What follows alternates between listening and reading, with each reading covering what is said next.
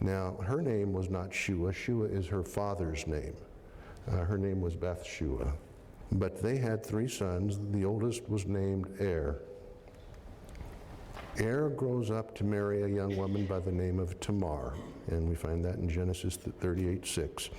And Tamar was from Timnath in the vicinity of Adullam, a known Canaanite town. And Tamar's sister is identified as a Canaanite. Now, I don't know how many of you are familiar with that biblical story, but the Bible has some rather interesting twists and turns in it.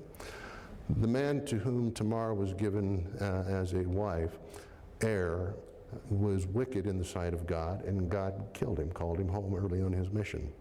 It was the tradition in the country at that time that the then next oldest son should take Tamar as his wife and should have seed through her, give her a child, which would be raised as actually the descendant of his now deceased brother. Well, the second son was not pleased with that concept, and so he saw to it that his wife, Tamar, did not become pregnant. God was unhappy with that decision and called that young man home. So the third son is too young to be married.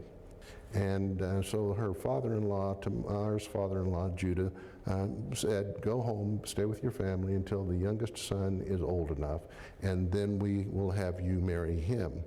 Well, time passed. Judah's wife, Shua, died, and the daughter-in-law is now thinking, well, when is my time? Because the youngest son has now grown to maturity. Have I been forgotten?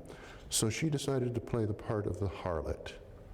And she heard that her father-in-law was coming into the area, Timnath, and she went and dressed herself as a harlot and was by the side of the road, and her father-in-law went in unto her and impregnated her, which is an interesting biblical story.